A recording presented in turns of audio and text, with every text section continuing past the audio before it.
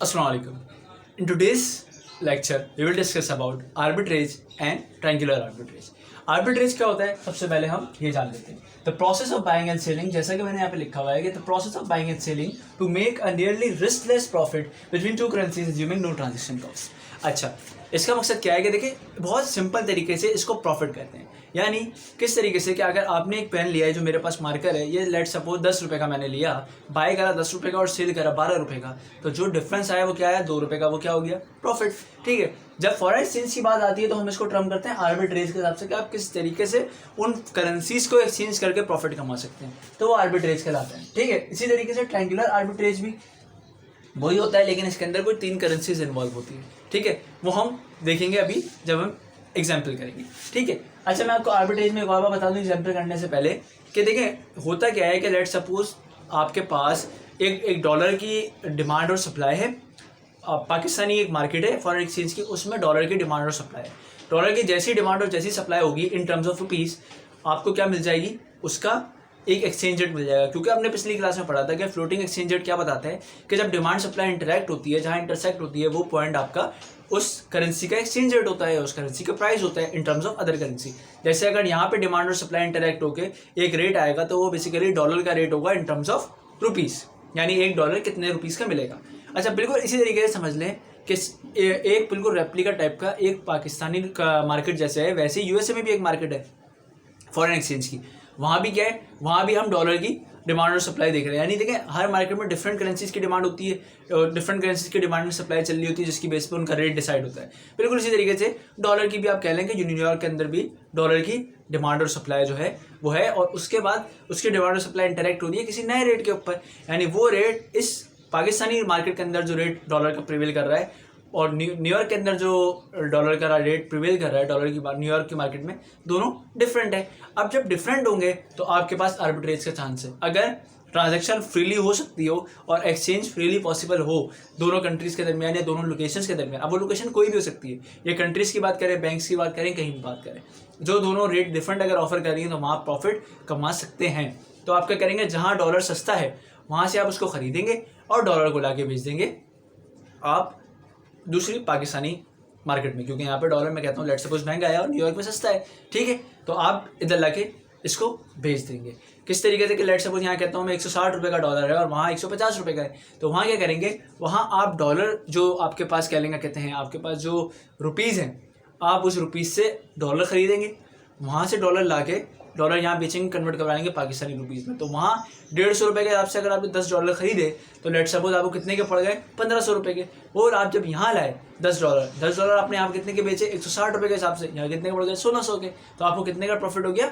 100 रुपये का. बिल्कुल सेम एग्जाम्पल यहाँ पे आए देखते हैं.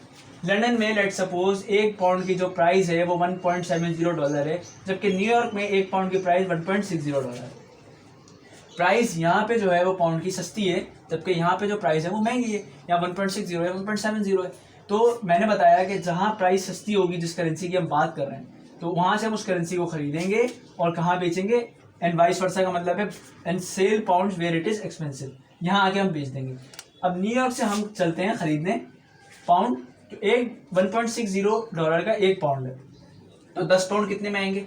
दोनों साइड्स को आपने मल्टीप्लाई कर दिया 10 से, आपके पास आ गया $160, यानी $160 कह रहा हूँ, $16 के आपने 10 पाउंड खरीद लिए. अब ये 10 पाउंड आप लेकर आए आपकी लंदन की मार्केट में. लंदन की मार्केट में आपका 1 पाउंड कितने का चल रहा था? 170 का. ठीक है. ये बन रहा है 1.70, मेरे ख्याल में मैंने इसको थोड़ा सा गलत भी लिख दिया शायद. तो ये है आपका 1.70. अब 10 पाउंड आप लेकर आए हैं तो 10 पाउंड कितने के बिकेंगे? जब एक 1.70 का बिक रहा है तो आपने सेल करा तो आपको कितने मिल गए? $17. यानी टोटल कितना आपने आर्बिट्रेज हासिल करा? देखिए यहाँ $16 की आप चीज़ें आपने खरीदी थी 10 पाउंड, यहाँ आपने उसको $17 में बेचा, यानी $1 का आपने जो है वो आर्बिट्रेज प्रॉफिट कर लिया. अब ये तो बहुत माइनर सा प्रॉफिट है, लेकिन जितनी ज़्यादा बड़ी ट्रांजेक्शन होगी उतने ही ज़्यादा प्रॉफिट कमा सकते हैं. लाजमी सी बात है कि ये तो 10 पाउंड के ऊपर है. अगर ये 1 लाख पाउंड के ऊपर होती तो क्या होता? लाजमी सी बात है ये जो है वो बहुत एक बड़ी अमाउंट हो जाती है. और ये जो 10 के ऊपर $1 है तो 100 के ऊपर ये मेरे ख्याल 100 के ऊपर ये $10 हो जाता, और 1000 के ऊपर ये $100 हो जाता, और आप कहते हैं 10,000 के ऊपर ये 1000, और 1 लाख के ऊपर ये कह लें 1 लाख हो जाता मेरे हिसाब से, 1 लाख नहीं सॉरी 10,000 हो जाता, यानी $10,000 का आपको आर्बिट्रेज मिल जाता अगर आप 1 लाख पाउंड को यहाँ पे लाके बेचते। अच्छा ये तो हो गई बिल्कुल आपकी क्या कहते हैं एग्जाम्पल। अच्छा इस एग्जाम्पल का सिनेरियो एक और भी देख लें, क्योंकि देखें हम ये समझते हैं कि जहाँ ज़्यादा डिमांड होती है किसी भी चीज़ की वहाँ उसकी प्राइस ऊपर जाती है एक्सचेंज रेट के हिसाब से। हमने पिछली फ्लोटिंग एक्सचेंज रेट वाली वीडियो में पढ़ा था, उसका लिंक मैं आपको डिस्क्रिप्शन में दे दूँगा, ठीक है। और आपके पास जहाँ सेलिंग होती है यानी जहाँ सप्लाई होती है उस चीज़ की, वहाँ से वो चीज़ के प्राइस गिरने लग जाते हैं। तो देखिए हम क्या कर रहे हैं, कंटिन्यूस हर बंदा अगर ये करने लग जाएगा कि यहाँ से खरीद के यहाँ बेचेगा तो यहाँ वो खरीदेगा। खरीदने का मकसद क्या है कि वो पाउंड खरीद रहा है, यानी पाउंड की डिमांड बढ़ा रहा है। तो पाउंड की डिमांड जब वो बढ़ाएगा तो उसकी प्राइस ऊपर जाना शुरू हो जाएगी। तो यानी अगर वो 1.60 का मिल रहा है, जब ज़्यादा लोग यहाँ से खरीदेंगे डिमांड बढ़ेगी तो ये 0.160 से ऊपर जाना शुरू हो जाएगा, जिसकी वजह से डिमांड ऊपर जाएगी पाउंड बाय करने से और उसका प्राइस भी ऊपर जाएगा। जबकि यहाँ पर इस मार्केट में लाके आप इसको सेल कर रहे हैं पाउंड्स को, तो क्या होगा जब आप पाउंड को यहाँ पे सेल करेंगे तो सप्लाई बढ़ेगी, और सप्लाई जब अगर एक मार्केट के अंदर बढ़ती है तो इक्विलिब्रियम प्राइस जो है उसके वो नीचे आना शुरू हो जाते हैं, ठीक है। इसी तरीके से यहाँ पे जो है जब डिमांड बढ़ेगी तो लाजमी सी बात आप देखेंगे, अगर मैं आपको बोलूँ कि भाई ये थी पहले डिमांड सप्लाई, ये प्राइस चल रहा था लेकिन अब डिमांड बढ़ गई, ये डिमांड का मैंने घर नया बनाया, अब ये पॉइंट आ गया तो प्राइस एक्सीड हो गए। लेकिन इसी तरीके से अगर मैं कहूँ क्या कहते हैं कि नहीं जी अब सप्लाई बढ़ गई, तो सप्लाई बढ़ गई प्राइस डिक्रीज हो गई, ठीक है। तो यहाँ पे ये होगा कि जब सप्लाई बढ़ेगी तो आप फिर जो पाउंड की प्राइस है वो डिक्रीज होगी। तो यहाँ देखें 1.70 से डिक्रीज होगी या 1.60 से इंक्रीज होगी, तो दोनों जाके किसी ऐसे पॉइंट में मिल जाएंगे तो उसके बाद आर्बिट्रेज पॉसिबल ही नहीं होगा उस आप कह लेंगे कहते हैं उस पर्टिकुलर 2 प्लेसेस के अंदर, क्योंकि जब दोनों के प्राइसेस सेम हो जाएंगे तो फिर आर्बिट्रेज कैसा, ठीक है। ये तो हो गया आर्बिट्रेज सिंपल। अब होती है बात ट्रायंगुलर आर्बिट्रेज की, जिसमें एक चीज़ और बढ़ गई है, वो कहलाता है क्रॉस रेट। ये तो रेट्स आपस में ना मतलब डॉलर पर पाउंड हो गया और या पाउंड पर डॉलर कर लें, यही आप कर सकते हैं। इसमें एक क्रॉस रेट बीच में आ गया। देखें 3 चीज़ें आपको दी गई, डॉलर पर येन यानी एक येन $0.01 का है, एक क्रोन $0.20 का है, और एक क्रोन 25 येन का है, ठीक है। ये इधर आपको ये एग्जाम्पल मतलब ये समझ लें, कहते हैं कि आपको ये रेट्स दे दिए, एक क्वेश्चन दे दिया कि ये है, अब बताएं कि आप आर्बिट्रेज इसमें कैसे कर सकते हैं। तो देखें ट्रायंगुलर आर्बिट्रेज का मकसद ये होता है कि 3 करेंसीज की बात हो रही होती है, डॉलर, येन और क्रोन, जबकि हमारा डॉलर और पाउंड ही है, ठीक है। अब क्या होगा यहाँ पे आप किस तरीके से इसको आर्बिट्रेज में कन्वर्ट कर सकते हैं कि देखिए हम हमेशा जब भी ऐसी कोई चीज़ आती है तो हम स्टार्ट करते हैं किसी एक चीज़ से, यानी कि लेट्स सपोज हम करते हैं डॉलर से स्टार्ट। अब हमारे पास डॉलर से स्टार्ट करने के 2 तरीके हैं। क्या हम समझते हैं कि लेट्स सपोज हमारे पास है $100, ठीक है, डॉलर से स्टार्ट कर रहे हैं, हम कन्वर्जन करेंगे और जिस करेंसी से आप स्टार्ट करेंगे उसी करेंसी में आप एंड करेंगे। यानी अगर आपने डॉलर से शुरू करा है कि डॉलर को कन्वर्ट करवा के कोई और सी करेंसी लेंगे, घूमते पड़ते आखिर में आपको वापस आपके पास डॉलर बचने चाहिए। जब भी आप बता सकते हैं कि मैंने अगर शुरू करा था $100 से तो आखिर में मेरे पास कितने बच रहे हैं। अगर आखिर में मेरे पास 100 से ज़्यादा बच रहे हैं, it means I am gaining something, it means there is a triangular arbitrage. और अगर नहीं बच रहे, कम बच रहे हैं, तो it means you are losing some of the dollars, it means that this is not your triangular arbitrage, ठीक है। अब हमने क्या करा, हमने यहाँ से शुरू करा कि suppose you start with dollars and and up with dollars. 2 तरीके क्या थे इसके अंदर, डॉलर से आप सबसे पहले येन खरीदें, डॉलर से आप येन खरीदें, येन से फिर आप क्रोन खरीदें और क्रोन को फिर कन्वर्ट करा के डॉलर में लें। या फिर दूसरा तरीका, डॉलर से आप येन नहीं क्रोन खरीदें, क्रोन से फिर येन खरीदें और येन से फिर डॉलर में कन्वर्ट करवा लें। ये 2 तरीके होते हैं। अगर मैं इधर लिखना भी चाहूँ तो अगर मैं इसको इस तरीके को लिखना चाहूँ पहले वाले तरीके को, तो मैं इधर लिख सकता हूँ कि डॉलर से आप येन खरीदें, येन से आप क्रोन खरीदें और उस क्रोन से आप डॉलर खरीदें, पहला तरीका। दूसरा तरीका क्या है, डॉलर से आप क्रोन खरीदें, क्रोन से आप येन खरीदें और येन से आप वापस डॉलर्स खरीदें, ठीक है जी। अच्छा अब हम पहले वाली स्टार्ट से शुरू करते हैं। ये दूसरा वाला सिनेरियो है, ये आपका पहला है और ये आपका दूसरा तरीका है। Converting it into yen will give. अच्छा देखिए सबसे पहले हमें क्या करना है, ये कॉन्सेप्ट भी अपने दिमाग में रखिएगा, डॉलर से येन की तरफ आना है, ठीक है जी। आपको जो रेट दिया हुआ है वो क्या दिया हुआ है कि एक येन इतने डॉलर्स के बराबर है, यानी $0.01 के बराबर है। जबकि आपको क्या करना है, आपके पास डॉलर है। जब आपके पास डॉलर हो तो आपके लिए एक सिंप्लीफाइड वे ये है कि आपको इधर क्या लिखा हुआ है, डॉलर पर येन, आपके पास येन नहीं है। अगर येन होते तो आप कहते कि भाई एक येन जो है वो 0.01 डॉलर का है और मैंने डॉलर में ही कन्वर्ट करना है येन को, तो एक अगर 0.01 का है तो लेट्स सपोज अगर मेरे पास 100 है तो 100 को मल्टीप्लाई कर लूंगा इससे, आंसर आ जाएगा, ठीक है, मेरे पास डॉलर की अमाउंट आ जाएगी।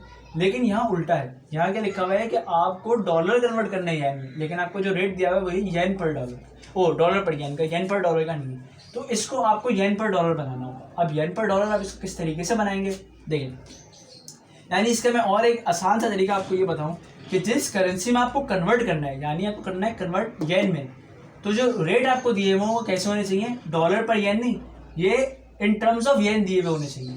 अगर येन में कन्वर्ट करना है तो जो रेट हो वो इन टर्म्स ऑफ येन हो, ठीक है। अगर इन टर्म्स ऑफ दूसरी करेंसी है तो फिर वो बात नहीं, यहाँ पे इन टर्म्स ऑफ डॉलर है, ठीक है। इन टर्म्स ऑफ येन होगा तो आप बिल्कुल इजीली कर सकते हो। तो आप इसको सबसे पहले इन टर्म्स ऑफ येन कर लेंगे। कैसे, ये क्या लिखा हुआ है, डॉलर पर येन है, ये जो दिया हुआ है आपको, आप इसको रेसिप्रोकल कर लें, येन पर डॉलर। येन पर डॉलर से क्या होगा, इसके नीचे कुछ भी नहीं है, इट मीन्स 1 है, इसको आप रेसिप्रोकल कर लेंगे तो 1/0.01 आ जाएगा। ये आ गया 100, इट मीन्स ये क्या आया 100 येन पर डॉलर, ठीक है। यानी $1 100 येन का है। तो अब आप इजीली कह सकते हैं कि भाई $100 कितने येन के होंगे, इससे मल्टीप्लाई कर लिए 100/100, 100 मल्टीप्लाई बाय 100 10,000 येन आ गया। अच्छा भाई आपके पास आ गया येन। अब इस येन को आपने क्रोन में कन्वर्ट करना है। अच्छा अब देखिए, अब फिर वही वाली बात आती है, आपको येन को क्रोन में कन्वर्ट करना है, ठीक है। किस में कन्वर्ट करना है आपको, क्रोन में। तो क्या इन टर्म्स ऑफ क्रोन दी हुई है आपको रेट, नहीं, आपको दिया हुआ है येन पर क्रोन, इन टर्म्स ऑफ येन दिया हुआ है, सही है, येन के टर्म्स में दिया हुआ है, 25 येन है। तो आपको क्रोन के टर्म्स में करना है, आप इसको रेसिप्रोकल कर लेंगे। अगेन देखिए 1/25 0.04 आ गया। अब आप इस 0.04 को, क्योंकि आपके पास 10,000 येन थे तो आपको बताया जा रहा है कि भाई एक येन जो है वो 0.04 क्रोन का है, तो 10,000 येन कितने क्रोन के होंगे, मल्टीप्लाई कर लें इससे, आ गया 400 क्रोन। अब now convert these krones into dollars. अच्छा ये भी एक अच्छी इंटरेस्टिंग चीज़ है। अब क्रोन को आपने किस में कन्वर्ट करना था, हमने बताया था डॉलर में। अब डॉलर में कैसे कन्वर्ट करेंगे, किस में कन्वर्ट करना है जी, डॉलर में। तो क्या आपको करेंसी या रेट डॉलर में दिया हुआ है जी, बिल्कुल यहाँ पे दिया हुआ है। ये देखिए हमने पहले देखा था तो क्या येन दिया हुआ था, नहीं जी डॉलर में दिया हुआ था। तो क्या क्रोन में दिया हुआ था, नहीं जी येन में दिया हुआ है। तो क्या डॉलर में दिया हुआ है, हाँ जी डॉलर में दिया हुआ है, ठीक है। अब डॉलर में दिया हुआ है, अब आपको इसको रेट को चेंज करने की जरूरत नहीं है। 0.20 को आप डायरेक्टली यहाँ लिखेंगे, मल्टीप्लाई बाय 400 आ गया आपका $80। क्या कह रहे हैं, गिविंग लॉस, क्यों, क्योंकि देखें 100 से शुरू कर रहा था आपने डॉलर, आपके पास 80 रहेगा, इट मीन्स ये ट्रायंगुलर आर्बिट्रेज नहीं है। अब हम दूसरी तरीके से आते हैं, दूसरा तरीका जो आपको एक समझ आ गया, बड़े आसानी समझ आ जाएगा, डॉलर को कन्वर्ट करें क्रोन में। अच्छा जी अब आप देखेंगे क्या कहते हैं कि क्या आपको क्रोन में कन्वर्ट करना है, तो जो रेट दिया हुआ है वो क्रोन के टर्म्स में है, नहीं क्रोन के टर्म्स में नहीं है, डॉलर के टर्म्स में। इधर तो समझ आ गया था ये बात, क्योंकि हम डॉलर में कन्वर्ट कर रहे थे, जबकि यहाँ पे हमें क्रोन में करना है। हम इसका फिर रेसिप्रोकल ले लेंगे जो आ गया 5। तो $100, $1 5, आप कह रहे हैं कहते एक जो है वो डॉलर है वो 5 क्रोन का है, बिल्कुल यहाँ पे यही है। एक आप कहते हैं कि सॉरी जो आपके पास ये दिया हुआ है, ये मैंने यहाँ पे इसको गलत लिख लिया है, इसको मैं ज़रा तो ठीक कर दूँ, क्योंकि जो हमें रेट दिए हुए हैं वो बेसिकली क्रोन पर डॉलर के हैं। यहाँ पे आपका सॉरी ये दिए हुए हैं हमें डॉलर पर क्रोन, ठीक है जी, बिल्कुल बिल्कुल बिल्कुल। और ये क्रोन पर डॉलर हो गया। हाँ $1 यहाँ पे क्या नजर आ रहा है, 5 क्रोन के बराबर है, ठीक है। जैसे यहाँ पे क्या था कि $1 जो है वो 100 येन के बराबर था, बिल्कुल सही है, मैं थोड़ा कंफ्यूज हो गया था। $1 जो है वो 5 क्रोन के बराबर है। लाजमी सी बात है कि डॉलर जो है वो ज़्यादा महंगा है, क्रोन सस्ता है, जब भी $1 से 5 क्रोन मिल सकते हैं। अब इसको आप 5 को मल्टीप्लाई करेंगे 100 से तो 500 क्रोन हो गया। अब कन्वर्ट करेंगे क्रोन को येन में, तो आपको इसमें कन्वर्ट करना है येन में। तो क्या येन का रेट दिया हुआ है जी, बिल्कुल येन का रेट दिया हुआ है। 25 से आप इस 500 को मल्टीप्लाई कर लेंगे, आ गया 12,500। अब कन्वर्ट करना है येन को इंटू डॉलर्स, तो क्या डॉलर्स की टर्म में दिया हुआ है आपको, बिल्कुल दिया हुआ है। तो ये क्या हो गया 0.01। आप इस 12,500 को 0.01 से करेंगे तो आपके पास क्या आंसर आएगा, $125। देखिए 100 से स्टार्ट करा और $125 के ऊपर एंड करा, it means it is giving profit. It means there is a triangular arbitrage when we first convert dollar into krone, then krone into yen and then yen into dollar, rather than we convert dollar into yen and yen into krone and then krone into dollars. This number one type of exchange will giving us net loss, but the second number of exchange is giving us profit. It means there is a triangular arbitrage, but here the triangular arbitrage does not exist. ठीक है, तो ये आपको चीज़ समझ आई। यही मेरा जो है वो आज की लेक्चर का हमारा एक कॉन्सेप्ट था, इसको हमें समझना ज़रूरी था। और ये बहुत कन्फ्यूजिंग भी लोग बना देते हैं, लेकिन ये बहुत इजी कॉन्सेप्ट है अगर आप इनकी टर्म्स को समझ जाए, इन टर्म्स को कि ये क्या लिखा हुआ है। ठीक है, तो मैंने आई होप आपको ये क्लियर किया होगा। मुझे इसका फीडबैक ज़रूर दीजिएगा। Thank you.